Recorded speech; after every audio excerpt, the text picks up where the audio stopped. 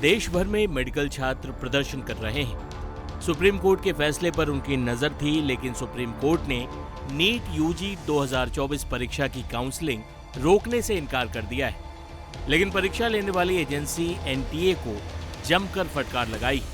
क्या है पूरा मामला और सुप्रीम कोर्ट ने आज अपने फैसले में क्या कहा, आपको तफसील से बताते हैं। मेडिकल कॉलेज में दाखिले के लिए होने वाला एंट्रेंस एग्जाम नीट यूजी परीक्षा का आयोजन 5 मई को देश भर के 571 और विदेश के 14 शहरों में किया गया था। इस परीक्षा का रिजल्ट निर्धारित समय से 10 दिन पहले यानी 14 जून की जगह 4 जून को जारी कर दिया गया। रिजल्ट में कमाल हुआ और इस साल नीट यूजी में रिकॉर्ड 67 उम्मीदवारों ने ऑल इंडिया रैंक 1 हासिल की है, जिसमें से 6 उम्मीदवार तो हरियाणा के एक ही केंद्र से हैं। यहीं से छात्रों के मन में शक पैदा हुआ। परीक्षा को रद्द करने के लिए कई याचिकाएं सुप्रीम कोर्ट में दायर की गईं। सुप्रीम कोर्ट की वेकेशन बेंच ने याचिका की सुनवाई की। सुप्रीम कोर्ट ने परीक्षा कराने वाली एजेंसी एनटीए को जमकर फटकार लगाई और कड़े शब्दों में कहा कि परिणामों में धांधली के आरोपों के बाद परीक्षा की पवित्रता पर सवाल उठ रहे हैं और इस पर हमें जवाब चाहिए। हालांकि सुप्रीम कोर्ट ने नीट यूजी 2024 की काउंसलिंग पर रोक लगाने से इनकार कर दिया। अब मामले की अगली सुनवाई 8 जुलाई को होगी। सुप्रीम कोर्ट में मामले की सुनवाई करते हुए जस्टिस अमानुल्लाह ने एनटीए का प्रतिनिधित्व करने वाले वकील से कहा, ऐसा नहीं है कि आपने कर दिया तो वह पवित्र हो गया। पवित्रता प्रभावित हुई है, इसलिए हमें जवाब चाहिए। आपको कितना समय चाहिए? क्या दोबारा खुलने पर तुरंत जवाब देंगे? नहीं तो काउंसलिंग शुरू हो जाएगी। सुप्रीम कोर्ट ने एनटीए को नोटिस जारी कर नीट पेपर लीक के मद्देनजर परीक्षा कैंसिल कराने की याचिकाओं पर जवाब मांगा है। बेंच ने एनटीए से कहा कि परीक्षा की शुचिता पर असर पड़ा है, हमें जवाब चाहिए। नोटिस जारी करते हुए जस्टिस विक्रमनाथ की बेंच ने कहा, हम नोटिस जारी कर रहे हैं, इस बीच एनटीए अपना जवाब दायर करेगा, लेकिन काउंसलिंग शुरू होने देते हैं। हम नीट 2024 काउंसलिंग पर रोक नहीं लगा रहे हैं। बता दें कि सुप्रीम कोर्ट पहले भी एनटीए को नोटिस भेज चुका है।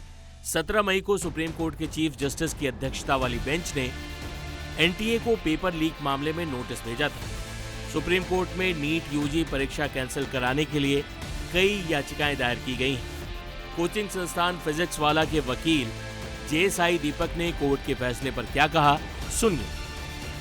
So can you tell me what happened in today's hearing and what petition that you have filed is going to be listed tomorrow? देखिए, मल्टीपल पिटिशंस कोर्ट के सामने लिस्ट हुए हैं। Some of the petitions were filed before the declaration of results on the basis that there has been a leak of the paper itself. तो उसके basis पे कुछ petitions list हुए थे।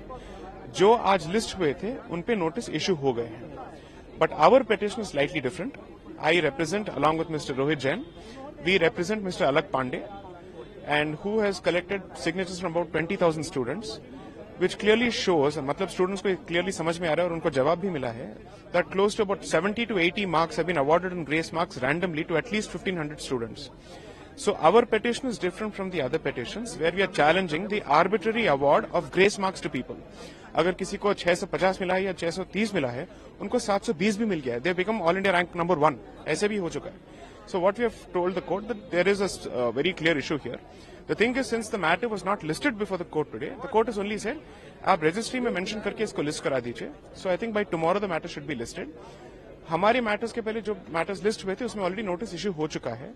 So the court has indicated that our matter will also be taken up with the other matters and उसमें भी notice issue हो जाना चाहिए. But the court is clear that it will not stay the counseling process at this stage. So that is what the court has said. Let's see what happens. कल हमारा matter list हो जाना चाहिए। बता दें कि नीट यूजी के परिणामों की घोषणा के बाद से ही छात्र इसमें धांधली का आरोप लगाकर प्रोटेस्ट कर रहे हैं। इस बीच नीट परीक्षा में प्रॉक्सी यानी फर्जी कैंडिडेट्स के जरिए एग्जाम दिलाने के रैकेट का भी भांडाफोड़ हाल ही में हुआ था, वो भी देख लीजिए। 5 मई को नीट की एग्ज़ाम में हमारे पास एक कंप्लेंट आई थी कि ओरिजिनल कैंडिडेट की जगह प्रॉक्सी स्टूडेंट्स एग्ज़ाम देने आए हैं। उस चीज़ का संज्ञान लेते हुए हमने एफआईआर रजिस्टर करके केस को स्पेशल स्टाफ में ट्रांसफ़र किया था। इसकी सीरियसनेस देखते हुए इन्वेस्टिगेशन में हमें पता चला है कि जो कमीशन एजेंट होते हैं या जो कंसल्टेंट एजेंट होते हैं वो बच्चों को गुमराह करके उनसे बात करते हैं कि हम प्रॉक्सी स्टूडेंट को आपकी जगह बिठा के आपके एग्ज़ाम क्लियर कर देंगे। उसके लिए उनसे और उनकी फैमिली से मोटी रकम इसमें वसूल की जाती है और अपना खुद का कमीशन भी इसमें रखते हैं। ना सिर्फ ओरिजिनल स्टूडेंट्स की बल्कि जिन्होंने नीट क्वालिफाई कर लिया है उनकी भी ज़िंदगी को इसमें और उनके भी लाइफ को इसके अंदर ताक पे रखते हैं। इसमें जो हमें पता चला है कि इन्होंने ओरिजिनल स्टूडेंट और प्रॉक्सी स्टूडेंट दोनों की फ़ोटो को आर्टिफिशियली मिक्स करके इनको फॉर्म पे चिपकाया जाता है ताकि इनकी पहचान सेंटर पे ना हो पाए। इसमें अभी तक हमने 2 लोगों को अरेस्ट किया है जो एजेंट हैं। इसमें किशोरी लाल जो जोधपुर राजस्थान के रहने वाले हैं और प्रभात कुमार जो बिहार के रहने वाले हैं। ये दोनों ही कंसल्टेंट एजेंट हैं और इसके अलावा जो प्रॉक्सी स्टूडेंट आए थे उनको भी हमने अरेस्ट कर लिया है। और इसके अलावा सलमान जो यूपी के रहने वाले हैं और 2 हमारे एजेंट, इनका सचिन माथुर और 2 और एजेंट की हमारे को इसमें तलाश है। सुप्रीम कोर्ट ने भले ही काउंसलिंग पर फिलहाल रोक लगाने से इनकार कर दिया हो, लेकिन 8 जुलाई को सारी याचिकाओं को क्लब कर दोबारा सुनवाई होगी। अदालत एनटीए और परिणामों के बीच जो सबसे अधिक परेशान है वो हैं छात्र। टाइम्स नाउ नव भारत डिजिटल की रिपोर्ट।